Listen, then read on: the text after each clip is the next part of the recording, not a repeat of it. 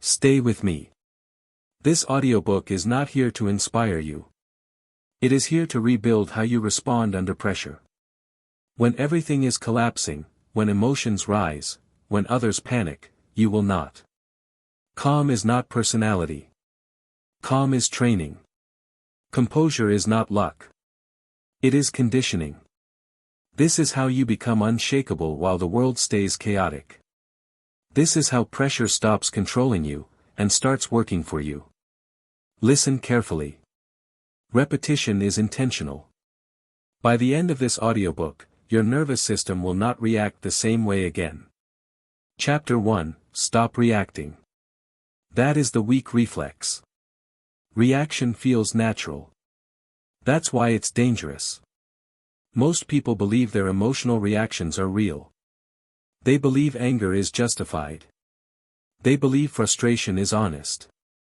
They believe defensiveness is protection. It isn't. It's conditioning. Reaction is not truth. Reaction is habit. You were trained into it. By stress. By childhood. By environment. By repetition. And now, under pressure, your body fires before your mind can speak. That's the problem. Reaction is surrender. Control is power. Say it again. Reaction is surrender. Control is power. When you react emotionally, you give up control of the situation. You hand it away. Voluntarily. You have a choice. You always have a choice. But reaction happens so fast that most people never see the moment where the choice exists. They think reaction is unavoidable. They think it's just how I am. That's a lie. Reaction is a reflex. And reflexes can be retrained. Look closely at moments when you reacted emotionally. An argument. Criticism. Disrespect. Pressure. What happened immediately after? You spoke too fast. You explained yourself. You raised your voice. You lost precision. And the moment you lost precision, you lost authority.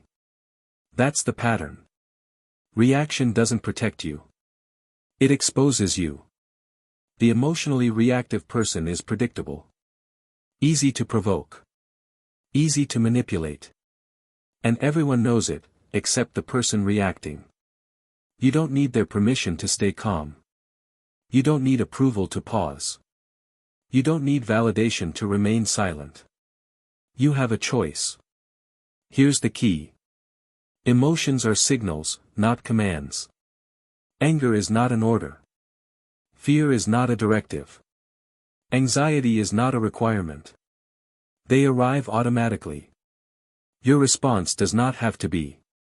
That's the gap. That moment between feeling and action. That's where power lives. Reaction collapses that gap. Control expands it. Reaction is surrender. Control is power. Watch how authority works in the real world. The person who stays composed controls the exchange. The one who reacts loses leverage immediately. In meetings. In relationships. In conflict. The first person to react emotionally gives up the upper position. That's not psychology. That's reality. Think of someone you've seen lose respect instantly. They got offended. They snapped. They defended themselves too hard. Nothing they said mattered after that. Because emotional reaction makes you smaller. It shrinks your presence. It shortens your thinking. It weakens your position. You have a choice. And the choice begins with awareness. The moment emotion spikes, you do not act. You pause. That pause is not weakness. That pause is dominance. Reaction wants speed. Control chooses timing. It's not about what you feel. It's about what you do next. Say it clearly. It's not about emotion, it's about discipline. Most people train their reactions without realizing it. They rehearse anger. They rehearse defensiveness. They rehearse impatience. Every time they react, they strengthen the reflex. You are going to reverse that process. From this point forward, when emotion appears, you label it. Silently. Calmly. Anger. Fear. Frustration. Labeling creates distance. Distance creates control. That's the key. You don't fight emotion. You don't suppress it. You observe it. Observation breaks the reflex. You have a choice. Let's talk about the illusion that reactions are honest. People say, I'm just being real. No. You're being uncontrolled. Honesty without discipline is chaos. Controlled people are still honest. They're just precise. They choose when to speak. They choose what to reveal. They choose how to respond. Reaction removes choice. Reaction is surrender. Control is power. If someone insults you and you react emotionally, they control you. If someone pressures you and you panic, pressure controls you. If someone criticizes you and you rush to explain, they lead the interaction. You don't need their permission to remain calm. Silence after provocation is not submission. It's evaluation. You're gathering information. You're maintaining position. That's strength. Here's your instruction. The next time you feel the urge to react, do nothing for 5 seconds. 5 seconds. Breathe through your nose. Relax your jaw. Lower your shoulders. Control the body first. The mind will follow. That's the key. Most reactions start in the body. Tension. Heat. Acceleration. Slow the body. You slow the reaction. You have a choice. This is not about becoming emotionless. It's about becoming intentional. You still feel. You just don't obey. Reaction obeys emotion. Control commands it. Reaction is surrender. Control is power. You will notice something important as you practice this. People will test you. They always do. When your reactions stop, others escalate. They push harder. They provoke more. That's confirmation. They're trying to regain control they used to have. Stay still. The one who stays calm under pressure always wins long term. Always. Because calm sees clearly. Calm chooses correctly. Calm moves when it's time. Reaction rushes. Reaction leaks information. Reaction creates regret. You have a choice. Every emotional spike is a training opportunity. Every pause strengthens control. This is conditioning. And repetition is intentional. Reaction is surrender. Control is power. By the time this chapter ends, you should no longer respect emotional reaction. You should see it for what it is. A weak reflex. An old program. One you are no longer required to run. You don't need their permission. You don't need to explain yourself. You don't need to react. Control is enough. You've learned to stop reacting. Now you need to understand something deeper. Calm is not something you wait for. It's something you build. You've broken the reflex. Now it's time to install the skill. Chapter 2, Calm is a skill, not a mood. Most people wait to feel calm. That's why they fail under pressure. They think calm is something that arrives. A mood. A feeling. A lucky moment. It isn't. Calm is a skill. And skills are trained. You don't rise to calm, you train for it. Say it again. You don't rise to calm, you train for it. Waiting to feel calm guarantees that pressure will own you. Because pressure doesn't wait. It arrives uninvited. Sudden. Demanding. And if calm is something you're hoping for, you will not have it when you need it. You have a choice. You can train calm deliberately. Or you can let chaos decide how you behave. That's the key. Calm is not the absence of stress. Calm is function inside stress. Most people misunderstand this. They think calm means comfort, silence, safety. That's weakness disguised as peace. Real calm exists in noise, in discomfort, in pressure. That's why it must be trained there. You don't need their permission to stay calm. You don't need ideal conditions. You don't need things to settle down. You train calm when things are hard. It's not about positive thinking. It's about discipline. Positive thinking collapses under pressure. Discipline holds. It's not about feeling ready. It's about acting trained. That's the difference. Look at people who lose it under stress. They aren't bad people. They aren't weak by nature. They're untrained. They've never practiced calm when it was uncomfortable. So when pressure hits, they default to instinct. And instinct is loud, fast, messy. You have a choice. If you only practice calm when life is easy, you are practicing nothing. Easy moments don't build skill. They reinforce illusion. Calm must be rehearsed in difficulty. That's the key. Here is how training actually works. You put yourself in controlled discomfort. On purpose. Physical discomfort. Mental discomfort. Social discomfort. And you practice staying slow inside it. Slow breath. Relaxed posture. Clear attention. You don't escape discomfort. You stay present. That's training. Most people avoid discomfort. They rush. They distract. They numb. That avoidance keeps them reactive. You are going to do the opposite. When something feels uncomfortable, you don't flee. You don't explain. You don't speed up. You slow down. You have a choice. This applies everywhere. When you're running late. When someone challenges you. When tension enters the room. Your instinct will say, fix this fast. Your training will say, stay composed. That's the moment. You don't rise to calm, you train for it. Calm is built in repetition. Every time you choose stillness over urgency, you strengthen the skill. Every time you choose breath over reaction, you reinforce control. That's the key. Let's make this practical.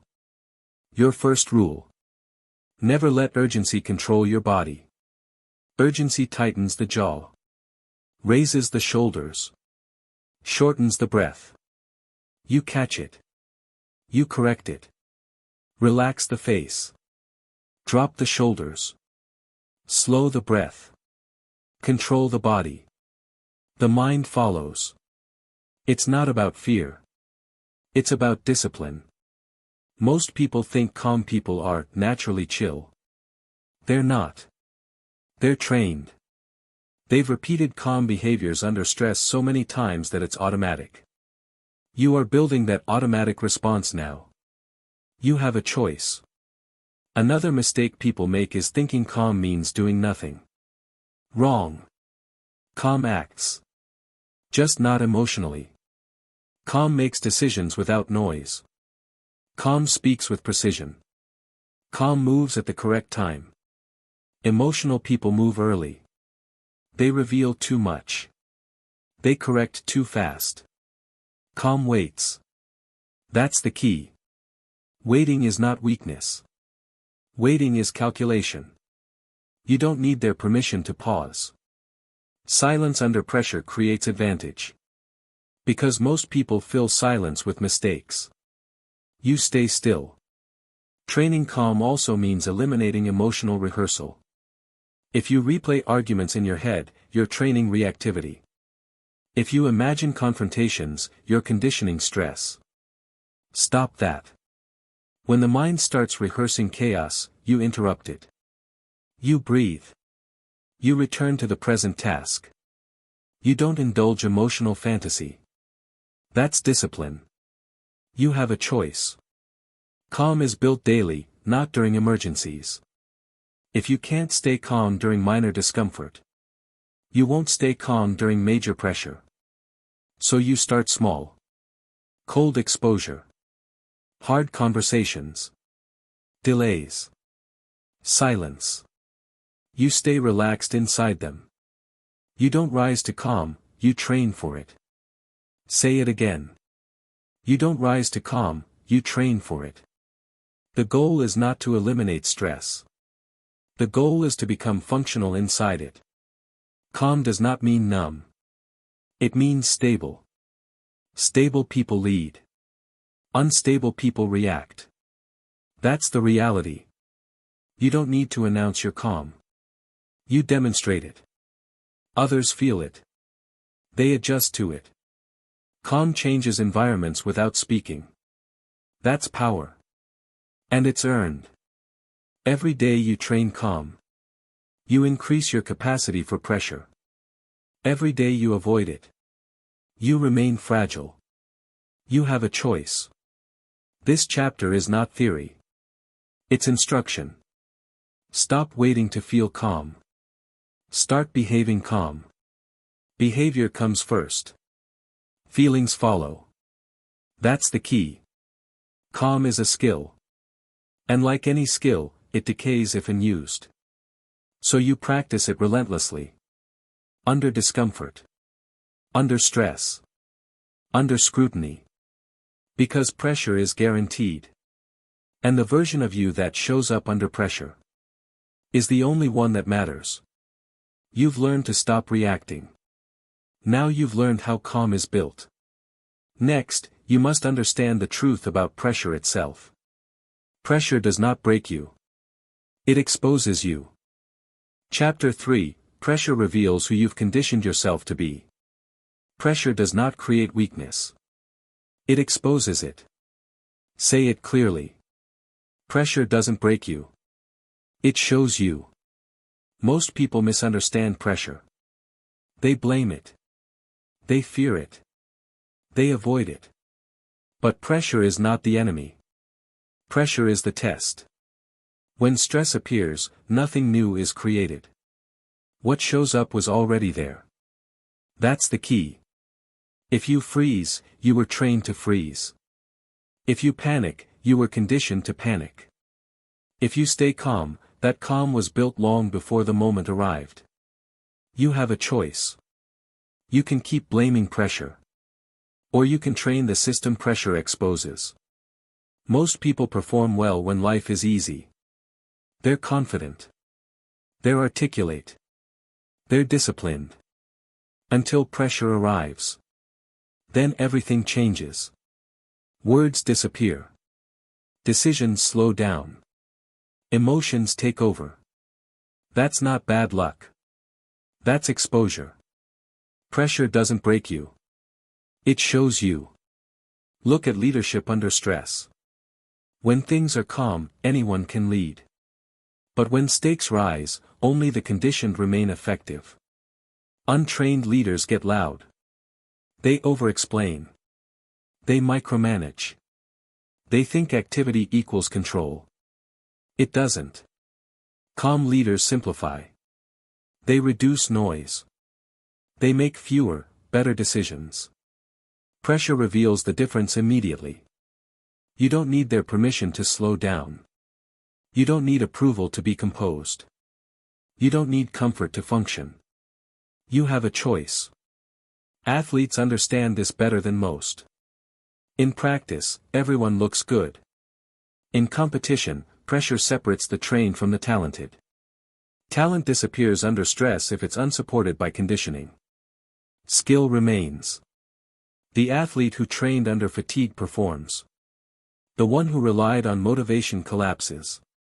It's not about talent. It's about discipline. Pressure doesn't break you. It shows you. Professionals experience this daily. Deadlines. Conflict. High-stakes decisions. Some people stay sharp. Others unravel. Same environment. Same pressure. Different conditioning. That's the key. Pressure is neutral. It doesn't care who you are. It reveals what you've practiced.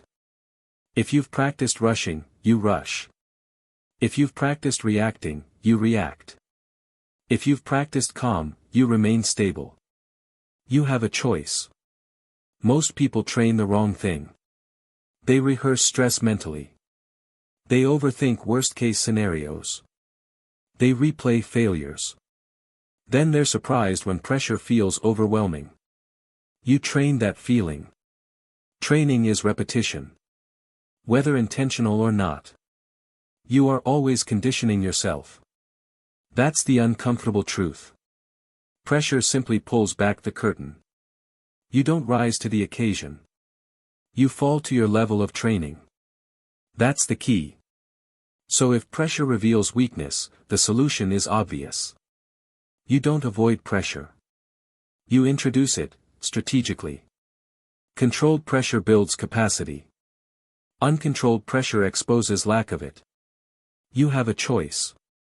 You start placing yourself in situations that demand calm. Difficult conversations. Time constraints. Physical fatigue. And you practice staying composed. Not perfect. Present. You slow your breath. You simplify your thinking. You focus on execution. That's conditioning. It's not about fear. It's about discipline. Fear will show up. Discipline decides what happens next. Pressure doesn't break you. It shows you. People who fail under pressure often say, "I wasn't myself." They're wrong. That was exactly who they were trained to be. The calm version they imagine was never built. You're building it now. You have a choice. Pressure also exposes ego. When ego is untrained, pressure makes people defensive. They explain. They justify. They blame. That behavior signals insecurity. Calm under pressure signals confidence. Real confidence doesn't need to be announced. It holds position. You don't need their permission to remain steady. You don't need to prove anything under pressure. Pressure is not the moment to perform emotionally. It's the moment to execute simply. That's the key. Here's your instruction. After every high-pressure situation, review behavior, not outcome. Ask yourself. Did I rush? Did I react? Did I tighten up? That review is training. You're not judging. You're calibrating. Pressure gives feedback. You use it. Most people waste pressure by resenting it. You will mine it. You will use it to identify gaps in conditioning. Then you train those gaps deliberately. That's transformation. Pressure doesn't break you. It shows you. When pressure hits next time, and it will, you don't complain. You don't resist. You observe. Interesting. This is what I've trained. And then you adjust. You have a choice. Every pressure moment is either exposure or improvement. The difference is response. Pressure will keep visiting. It always does. And each time, it will ask the same question. Who have you been conditioning yourself to be? Your answer will be automatic. That's why training matters. You've learned that calm is built, not felt. You've learned that pressure reveals truth. Now you must understand the next level of control. The body panics before the mind does. If you want calm under pressure, you must control the body first. Chapter 4, Control the body, or the mind will fail. The body panics first. Fix the body. Say it again. The body panics first. Fix the body. Most people try to control the mind directly. They argue with thoughts. They fight emotions. They analyze while panicking. That never works. Because by the time the mind feels out of control, the body already lost discipline. That's the key. Emotional chaos does not start in the mind. It starts in the body. Fast breath. Tight jaw. Raised shoulders. Restless movement. Those signals come before thoughts spiral. If you miss them, the mind follows the body into disorder. You have a choice. You can keep trying to think calm. Or you can regulate the system that creates calm. That system is physical. The body panics first. Fix the body. Look at anyone under pressure. Before they speak badly, they breathe badly. Before they react emotionally, they tense physically. The body fires the first shot. And once it does, the mind becomes reactive. That's why discipline must start below the neck. You don't need their permission to slow your body down. You don't need approval to stand still. You don't need comfort to breathe properly. You have a choice. The fastest way to regain control is always the same. Slow the body. Not tomorrow. Not later. Immediately. Here is the rule you follow under pressure. If the body is fast, the mind will fail. That's the key. When pressure hits, your first job is not to decide. It's not to respond. It's not to speak. Your first job is regulation. Breathing comes first. Short, shallow breathing tells the brain there is danger. The brain responds with urgency and fear. Slow breathing tells the brain there is control. The brain responds with clarity. That's physiology, not philosophy. Inhale through the nose. Slow. Controlled. Exhale longer than you inhale. This activates calm. You don't argue with panic. You outbreathe it. The body panics first. Fix the body. Next is posture. A collapsed body creates a collapsed mind. Slouched shoulders signal defeat. Tight fists signal threat. You correct posture immediately. Feet grounded. Spine tall. Shoulders relaxed. This is not appearance. This is command. Your nervous system reads posture constantly. Give it the right message. You have a choice. Stillness is the next weapon. Under pressure, most people fidget. They pace. They move too much. Movement without purpose amplifies stress. Stillness reduces it. When you stop unnecessary movement, the nervous system slows. That's the key. Calm people are physically economical. No wasted motion. No frantic gestures. They move when it matters. You don't need their permission to be still. Stillness under pressure unnerves unstable people. Because it reflects control. Now listen carefully. You cannot think your way out of a dysregulated body. You must regulate first. That means when emotion spikes, you do not speak immediately. You breathe. You adjust posture.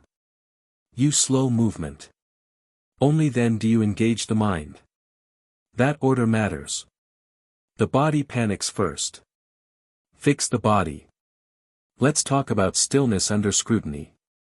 When people are watching, judging, waiting for you to react. This is where most people break. They feel exposed. So they rush. Rushing is surrender. Stillness is authority. You hold eye contact. You remain relaxed. You let silence work. Silence after regulation is powerful. That's the key. This is not about dominance displays. It's about internal order. If you can't control your breathing, you don't control the situation. If you can't control posture, you don't control your decisions. You have a choice. Training the body is daily work. You don't wait for emergencies to practice breathing. You practice under mild stress. Cold exposure. Hard workouts. Time pressure. You slow your breath deliberately. That's training. You teach the body that discomfort is survivable. That panic is unnecessary. And once the body learns that, the mind follows. It's not about emotion. It's about discipline. Discipline lives in the body first. Another instruction. When you feel overwhelmed, do not change environments immediately. Most people escape. They leave.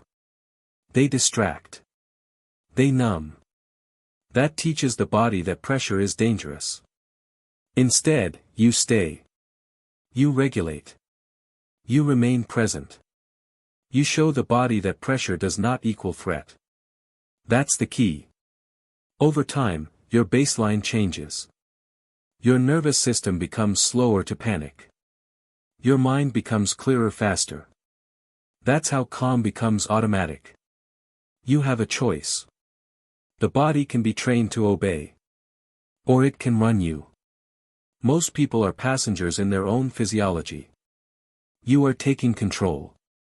The body panics first. Fix the body. When you master this, something changes. Emotions still arise. But they no longer hijack. Thoughts still appear. But they don't spiral. Because the foundation is stable.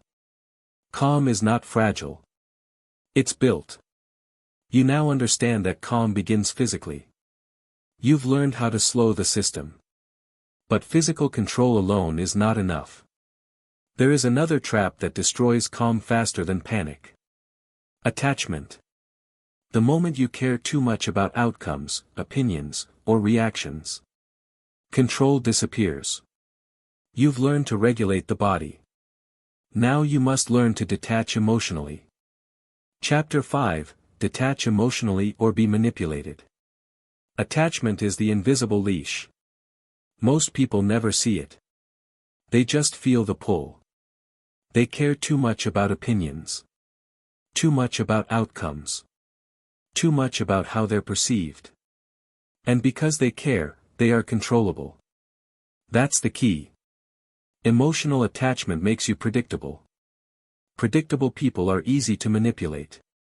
Detachment is not coldness. It is clarity. Say it again. Detachment is not coldness. It is clarity. When someone knows what upsets you, they know how to move you. When someone knows what you need emotionally, they know how to control you. Approval. Respect. Validation. Those are leverage points. You have a choice. You can keep handing people leverage. Or you can remove it. Most emotional reactions are not about the event. They're about attachment. Attachment to being right. Attachment to being liked. Attachment to being understood. That attachment creates tension. And tension creates reaction. That's the trap. Detachment does not mean you stop caring. It means you stop being owned by what you care about. That's the difference. Detachment is not coldness. It is clarity. Let's talk about criticism. Criticism only hurts when it hits attachment. If you are attached to your image, criticism wounds you. If you are attached to approval, criticism destabilizes you. But if you are detached, criticism becomes information. Nothing more. You evaluate it. You keep what's useful. You discard the rest. No emotional spike. No explanation. No defense. You don't need their permission to stay neutral. Defensiveness is attachment in action. The moment you feel the urge to explain yourself, check the attachment. What are you trying to protect? Your ego. Your reputation. Your self-image. That's the key. Emotionally detached people don't rush to correct perceptions. They let results speak. Emotionally attached people argue. They justify. They react. Reaction is surrender. Control is power. Detachment is not coldness. It is clarity. Social conflict works the same way. Arguments escalate because of attachment to winning. Attachment to being heard. Attachment to being right. You don't need to win emotionally. You need to maintain position. That's discipline. It's not about ego. It's about control. When someone provokes you and you react, they succeeded. They moved you. They proved they have access. You have a choice. You can remove access. Detachment removes access. When someone insults you and you stay calm, they lose power. When someone pressures you and you pause, they lose leverage. When someone criticizes you and you stay silent, they reveal themselves. That's the key. Silence backed by detachment is unsettling. Because it gives nothing to push against. Most people are addicted to emotional feedback. They poke to get reactions. They provoke to feel important. When you detach, you starve that behavior. You don't need their permission to disengage. Detachment also applies to outcomes. If you are emotionally attached to results, you rush. Rushing creates mistakes. Mistakes create stress. Detached people focus on process. They execute correctly. They let outcomes follow. It's not about fear. It's about discipline. Attachment clouds judgment. Detachment clears it. That's the key. Let's be clear about what detachment is not. It is not indifference. It is not avoidance. It is not suppression. Detachment is engagement without emotional dependency. You're present. You're aware. You're stable. You feel emotions, but they don't steer. That's mastery. You have a choice. Every time emotion spikes, ask one question. What am I attached to right now? That question creates space. Space creates control. If the answer is ego, you detach. If the answer is approval, you release it. If the answer is outcome, you refocus on action. That's discipline. Detachment is a practice. It's built through repetition. You deliberately allow others to misunderstand you. You resist the urge to correct. You stay grounded. That discomfort is training. You don't rise to detachment. You train for it. Detachment is not coldness. It is clarity. Here's a hard truth. If someone can ruin your emotional state with words, they control you. If silence from others makes you anxious, they control you. If approval dictates your mood, you are not free. Freedom requires detachment. You don't need their permission to be free. This chapter is about reclaiming authority. Internal authority. When you detach emotionally, you stop being reactive. When you stop reacting, you become unpredictable. Unpredictable people are hard to manipulate. That's the key. You will notice something when you practice detachment. Some people will push harder. They'll escalate. They'll test boundaries. Stay calm. They are reacting to lost control. Your job is not to fix them. Your job is to maintain yours. Detachment is strength disguised as restraint. It allows you to choose responses instead of being dragged into reactions. You have a choice. Care less about opinions. Care more about standards. Care less about being liked. Care more about being disciplined. Care less about emotional wins. Care more about long-term position. It's not about apathy. It's about precision. Detachment is not coldness. It is clarity. You've now learned how reactions form. You've learned how calm is trained. You've learned how pressure reveals truth. You've learned how the body leads the mind. And now you've learned how attachment gives others control. There is one final skill that ties all of this together. A behavior so simple, yet so rare, that it instantly signals dominance under pressure. Silence. You've learned to detach emotionally. Now you must learn how to use silence as a weapon. Chapter 6: Silence is a weapon under pressure. Most people talk too much. They speak to relieve tension. They speak to explain themselves. They speak to regain comfort. And every word they rush out costs them power. That's the truth. Speaking emotionally leaks authority. Silence regains it. The calmest person controls the room. Say it again. The calmest person controls the room. Silence is not emptiness. Silence is presence. When pressure rises, words become liabilities. They expose intention.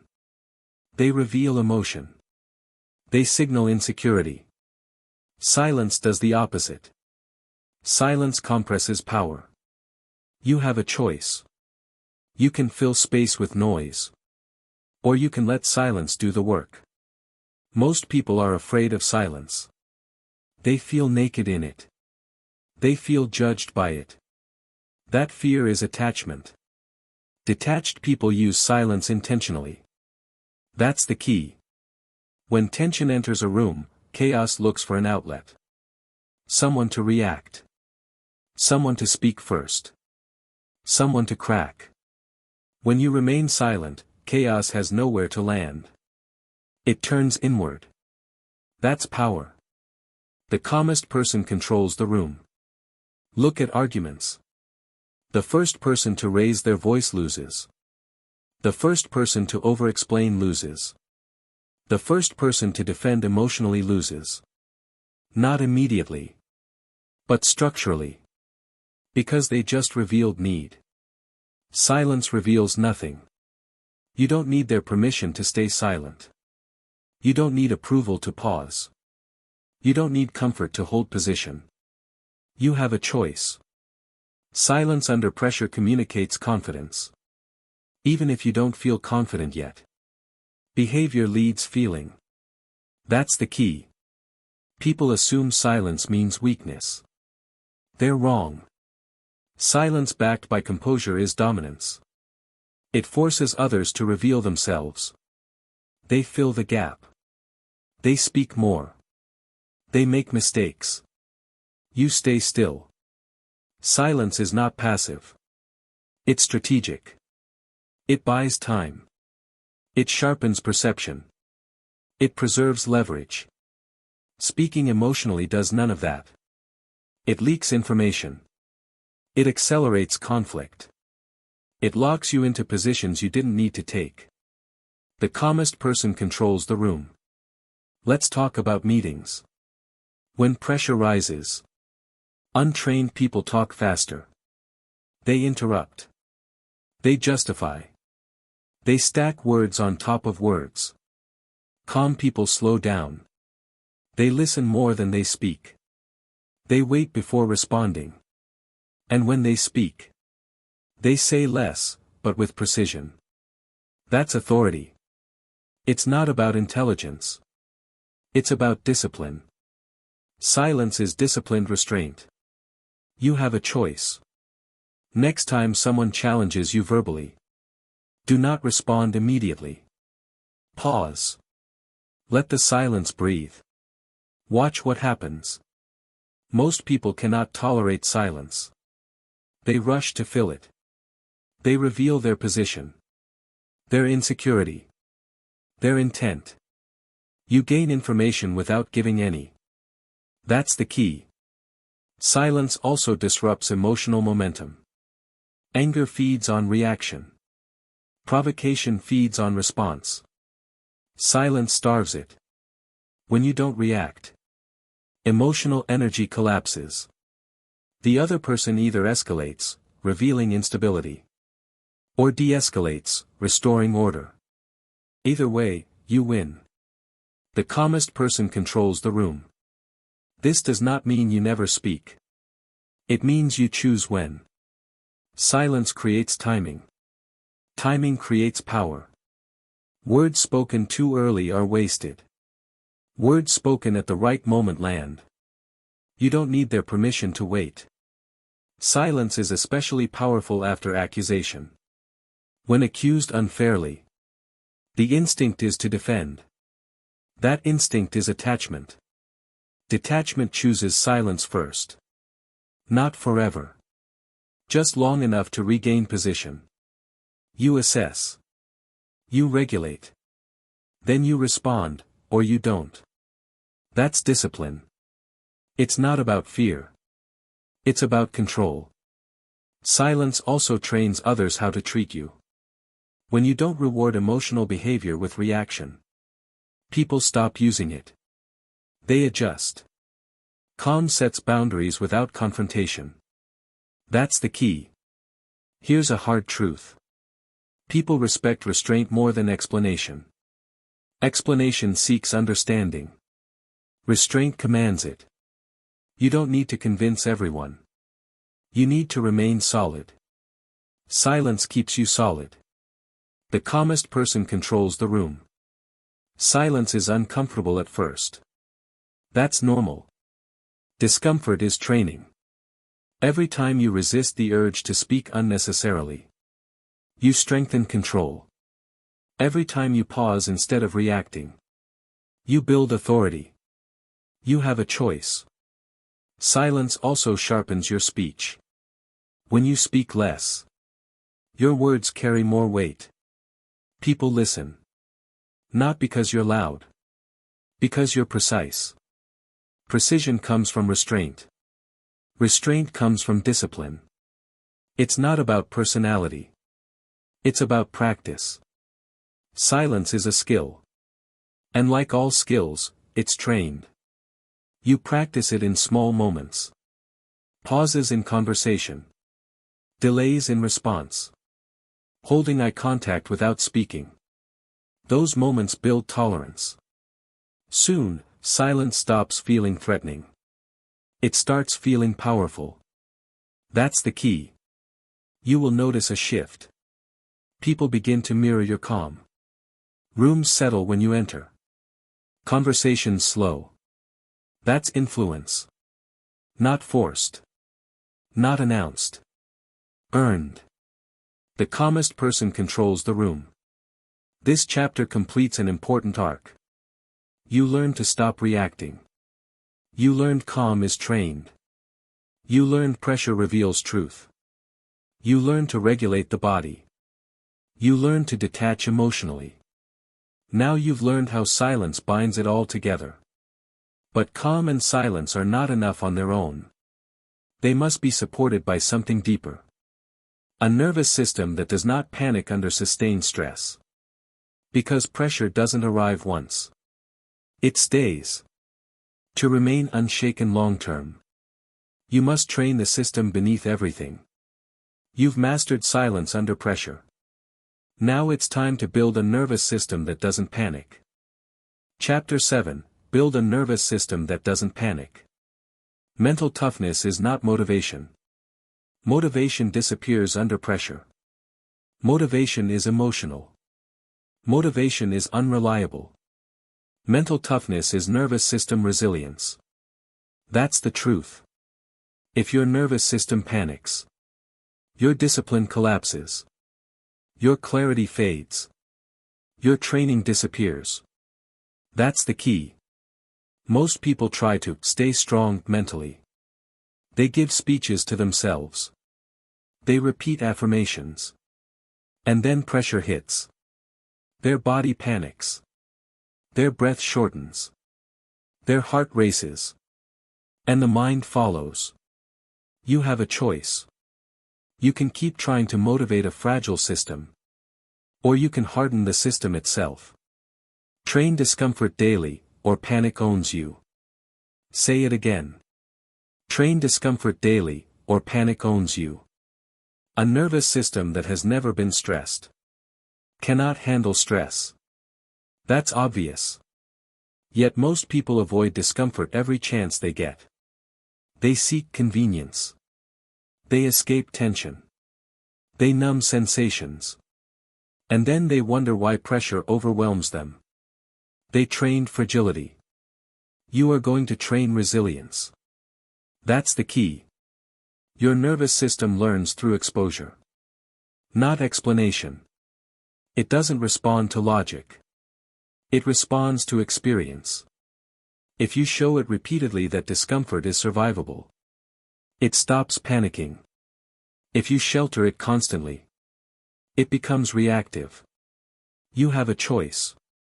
Discomfort is not punishment. It's instruction. Cold exposure.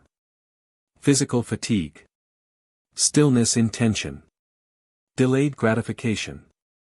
These are not lifestyle trends. They are training tools.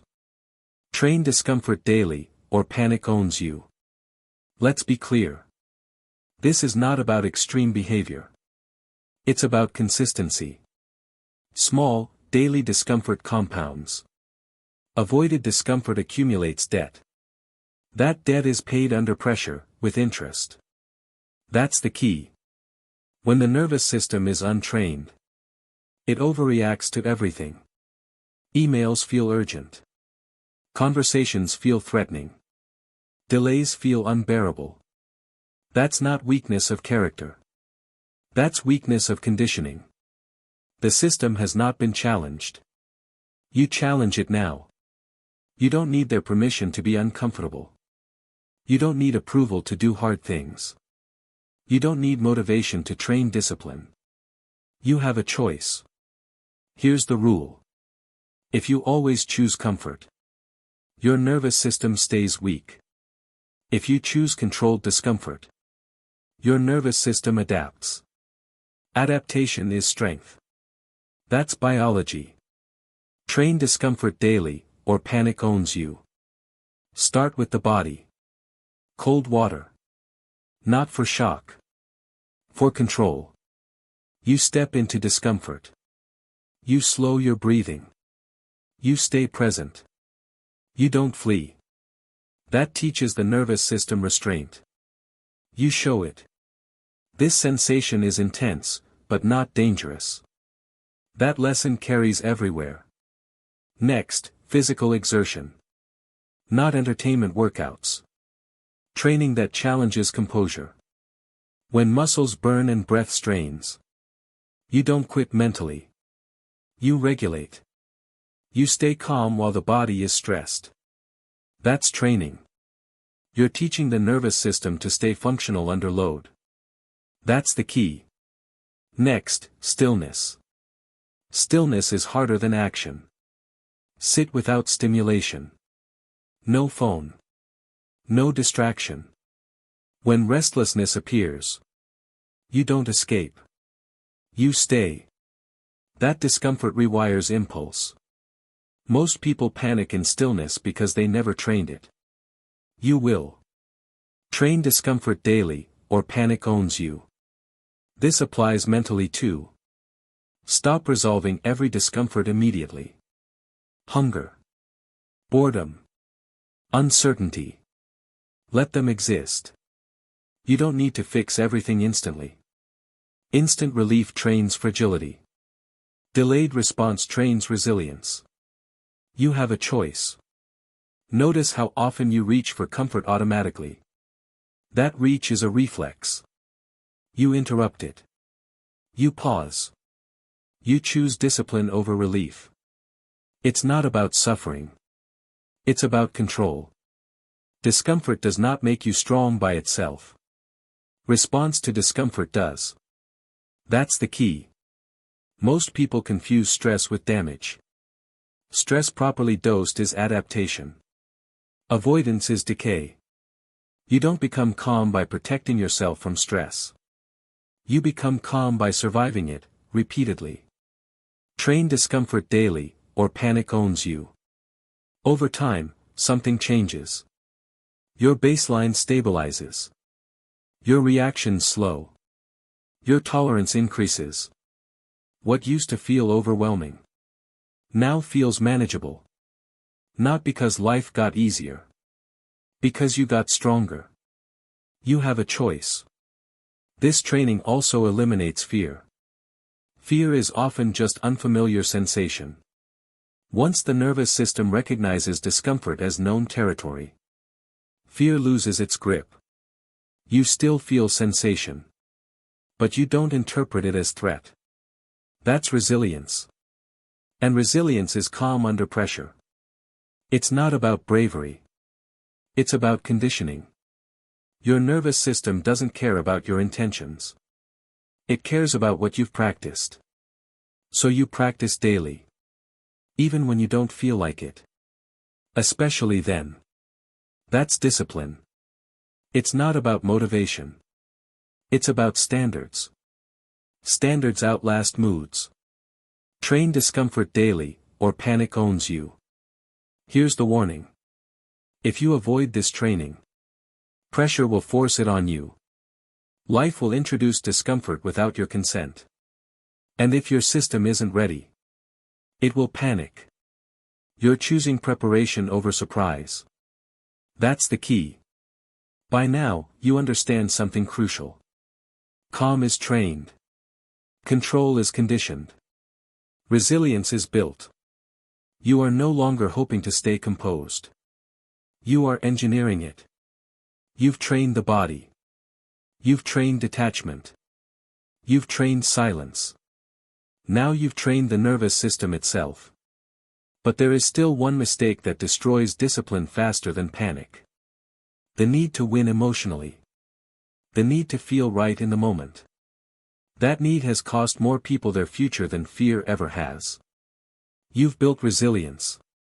Now you must learn restraint at the highest level. Chapter 8, Stop needing to win emotionally. Most people are addicted to winning the moment. They want the last word. They want to feel right. They want emotional relief, now. And that addiction costs them everything later. You don't need to win the moment. You need to win the outcome. Say it again. You don't need to win the moment. You need to win the outcome. Emotional wins feel good immediately. They give a rush. They calm the ego. But they create long-term losses. Loss of respect. Loss of focus. Loss of self-control. That's the trade most people make without realizing it. You have a choice. You can satisfy the ego now. Or you can protect your future position. That's the key. Look at arguments. Most arguments are not about truth. They're about dominance. They're about validation. People escalate because they want to feel powerful in the moment. They interrupt. They raise their voice. They say things they can't take back. They win emotionally. And then they lose. Trust erodes. Reputation suffers. Opportunities close. You don't need their permission to walk away from that trap. Winning emotionally is short-term thinking. Disciplined people think in outcomes. You don't need to win the moment. You need to win the outcome. Ego does not care about outcomes. It cares about relief. Discipline delays relief. That's the difference. Ego says, say something now. Discipline says, wait. Ego says, defend yourself. Discipline says, let results speak. Ego says, prove them wrong. Discipline says, prove yourself right, over time. That's the key. Emotional wins are loud. Outcome wins are quiet. Quiet wins last. Think about impulsive decisions. Sending the message. Making the comment. Taking the action out of frustration. It feels justified. It feels honest. And then consequences arrive. Emotional wins create cleanup work. Discipline avoids it. It's not about fear. It's about foresight. You have a choice. Every time you feel the urge to react emotionally, ask one question.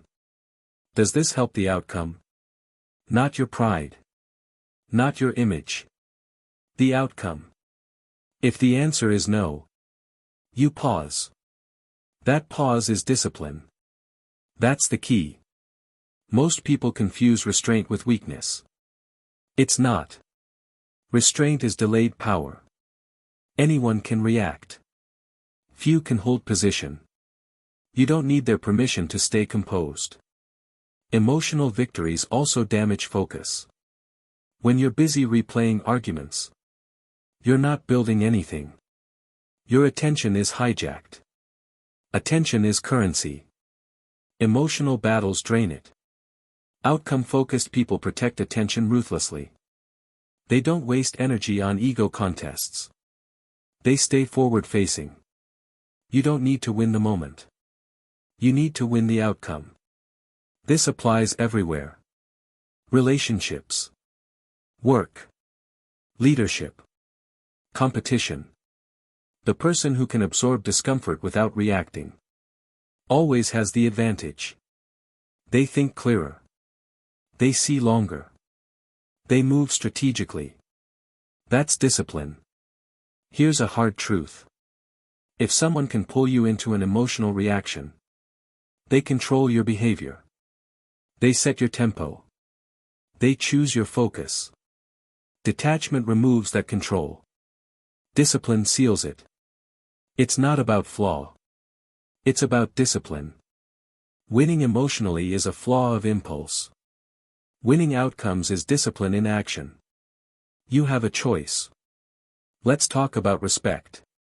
People think respect comes from dominance displays. It doesn't.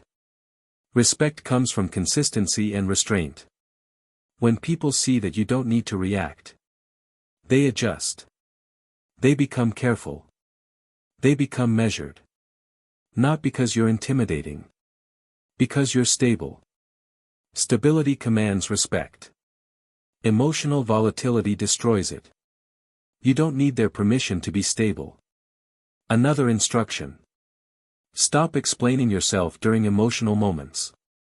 Explanation is often a plea for validation. Validation is an emotional win you don't need. If clarification is necessary, do it later, calmly. Timing matters. That's the key. Most emotional wins come from urgency. Urgency pushes action. Discipline slows it. Slow decisions are usually better decisions. You're not indecisive. You're intentional. There's a difference. You don't need to win every exchange. You need to protect your long-term position. Say it again. You don't need to win the moment. You need to win the outcome. You will notice something as you practice this. Some people will accuse you of not caring. Of being distant. Of being cold. Ignore it. That's projection. You care enough to stay controlled. Detachment is not apathy. It's clarity. Clarity sees beyond the moment. You have a choice. Every emotional urge is an invitation. An invitation to react. Or an invitation to rise. Rising doesn't feel good immediately. But it builds something durable. Self-respect. Trust. Authority. Those don't come from emotional victories. They come from restraint. You don't need their permission to choose the long game. This chapter is about maturity. Not age. Control. The ability to sacrifice the moment. For the future. That ability separates leaders from reactors. You've now learned to stop reacting. To train calm. To handle pressure. To regulate the body. To detach emotionally. To use silence. To harden the nervous system. And now, to let go of the need to win emotionally. There is one principle that ties all of this together. A principle that governs action when emotions are loud. And motivation is gone. Discipline. Not external discipline. Internal discipline. You've stopped needing emotional wins. Now it's time to understand the core rule that sustains calm under all conditions. Chapter 9, Discipline is staying calm when it's hardest. Discipline is not what you do when it's easy. Discipline is what you do when everything inside you wants to react. That's the distinction. Discipline is staying calm when it's hardest. Say it clearly. Discipline decides. Emotions follow. Most people think discipline is external. Schedules. Rules. Systems. That's incomplete. Real discipline is internal. It's the ability to act correctly. While emotions are loud. While pressure is heavy. While comfort is unavailable. That's the key. Anyone can behave well when they feel good. Anyone can stay calm when nothing is at stake. That proves nothing. Calm under pressure is discipline applied internally. You have a choice. You can let emotions dictate behavior. Or you can let discipline decide. Emotions are fast. They demand expression. Discipline is slow. It demands restraint. And restraint is what separates controlled people from reactive ones. Discipline decides. Emotions follow.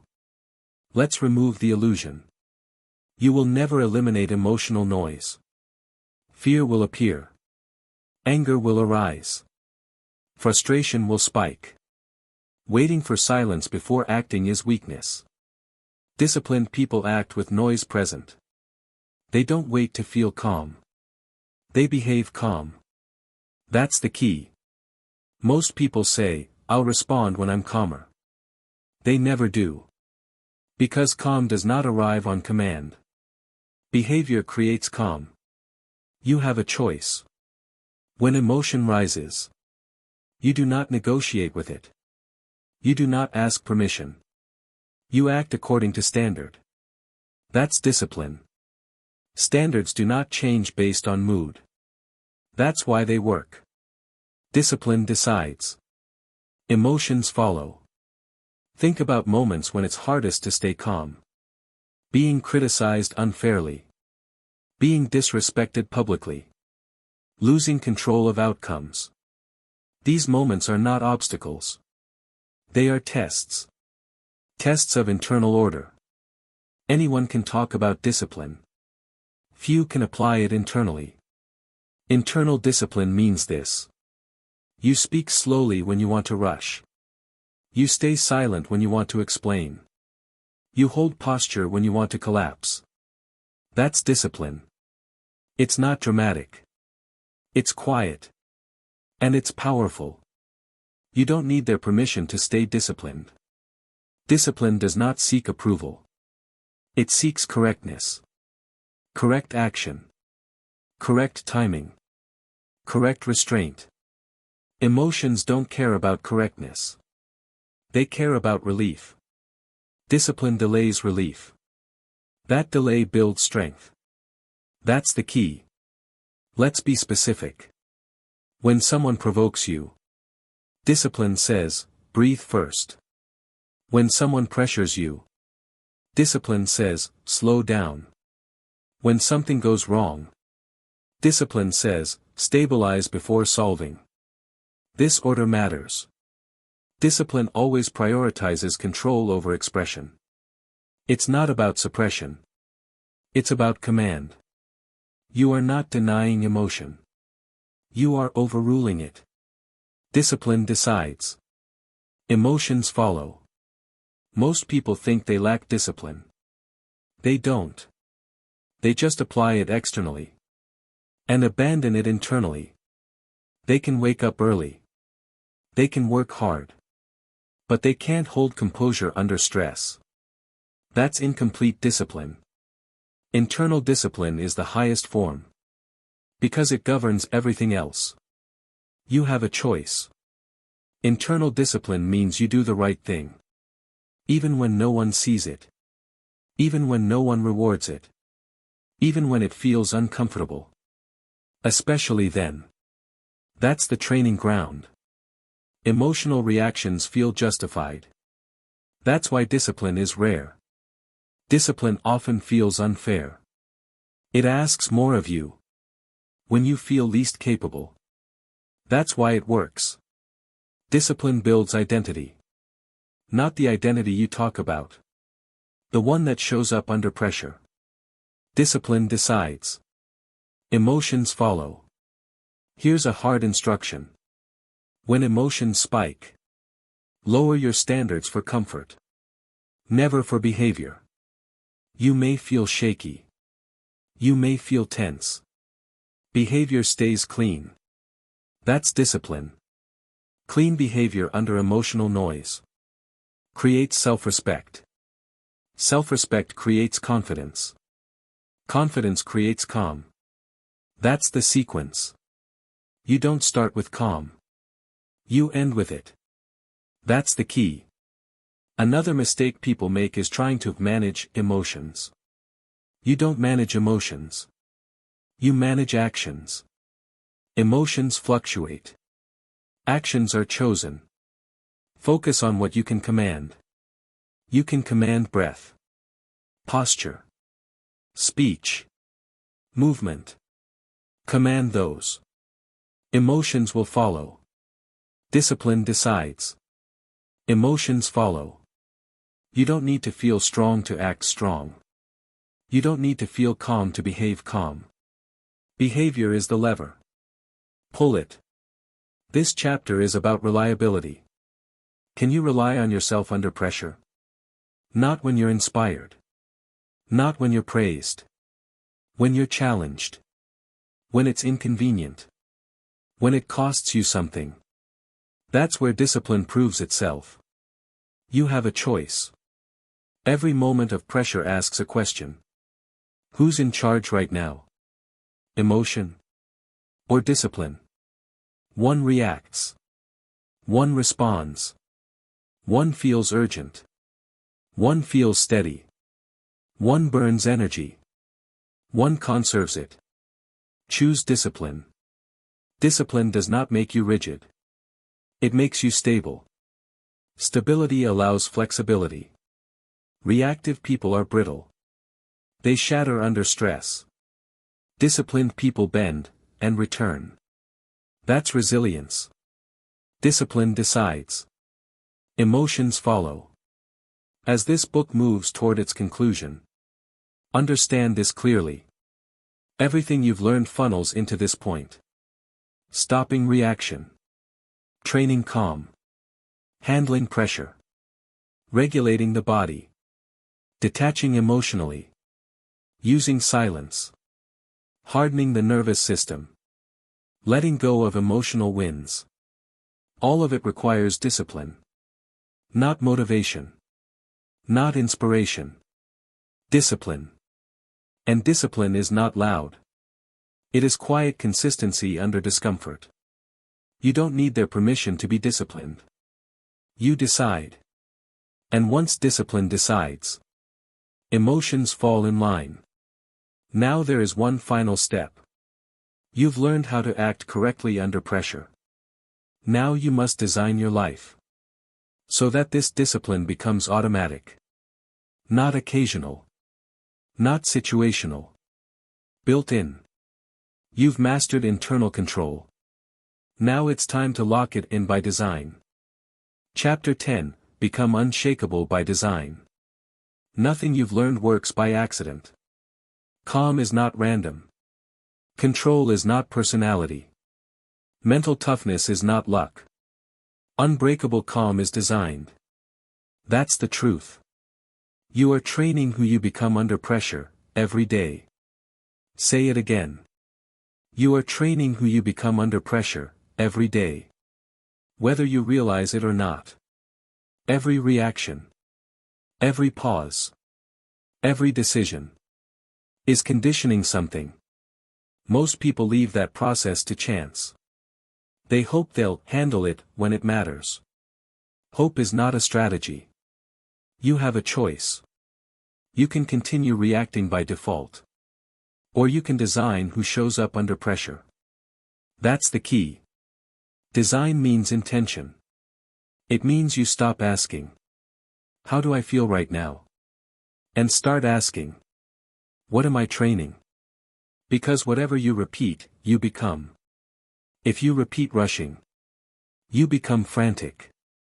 If you repeat avoidance, you become fragile.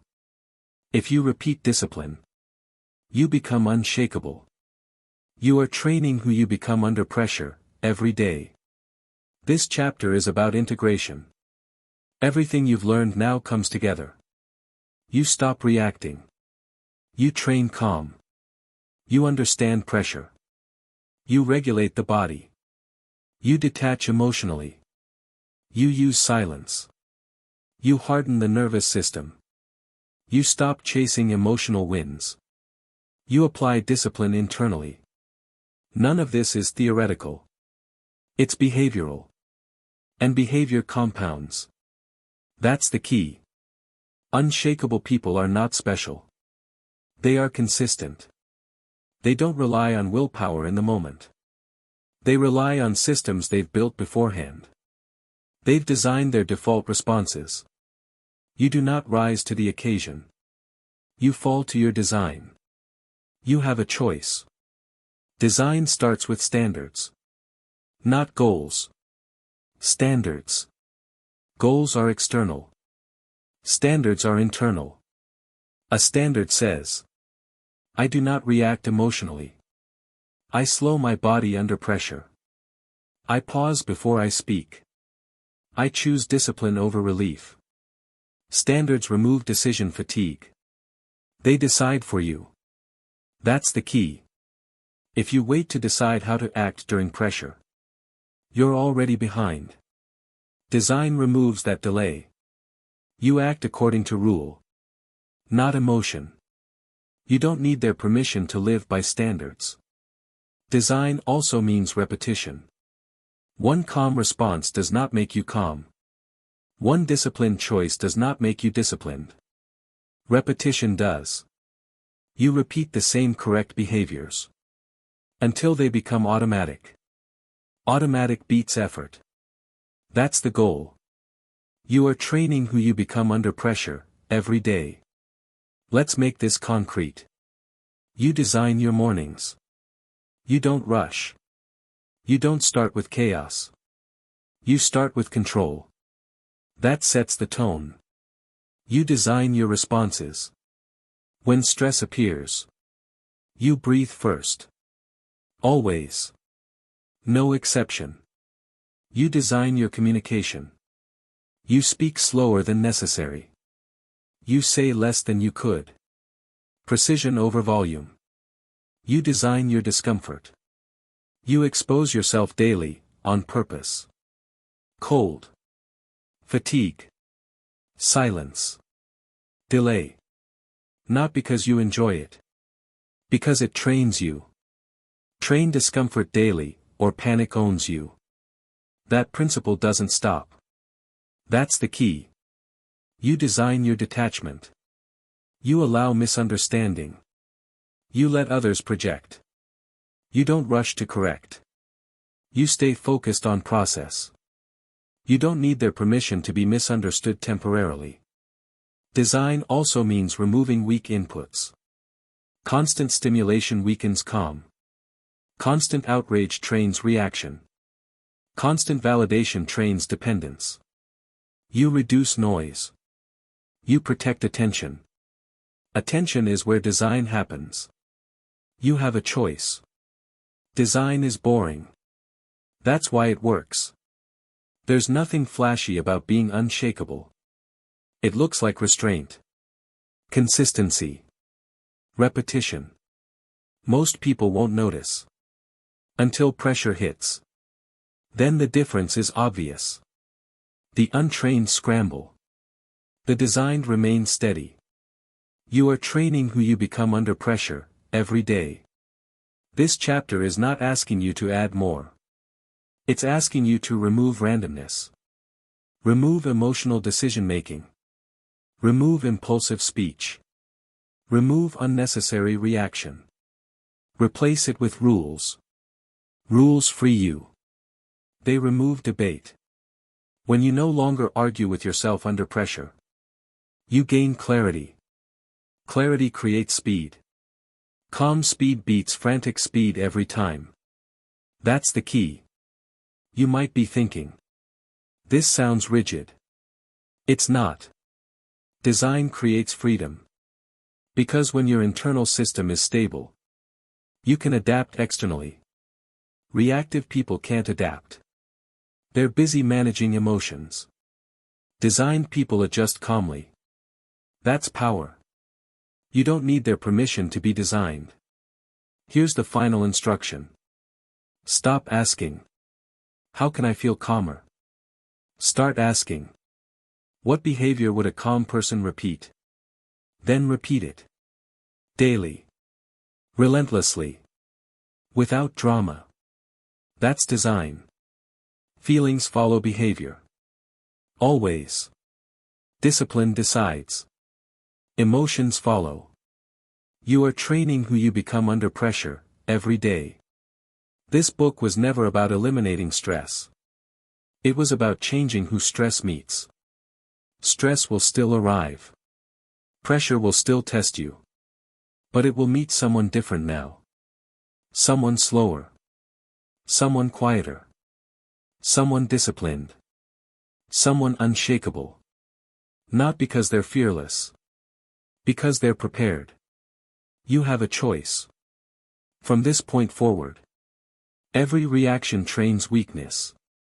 Or trains strength. Every pause trains control. Every breath trains calm. Every disciplined decision builds identity. Identity is not claimed. It's earned. You don't need their permission to earn it. You don't need applause. You don't need validation. You need consistency. That's it. You've learned the system. Now live it. Not occasionally. Not when convenient. Every day. Because you are training who you become under pressure, every day. And the version you train is the version that will show up when it matters most. Design wisely. Calm is no longer optional for you. You now understand that pressure does not change you, it reveals your preparation. You don't control the world. You control your response. And the one who controls their response controls the outcome. From this moment forward, when tension rises, you slow down. When emotions surge, you stay still. When others react, you observe. This is your challenge. The next time pressure appears, do not explain, do not react, do not rush. Pause. Breathe. Choose control. Repeat this until calm becomes automatic. This is how an unbreakable mindset is built. Not once. Every time.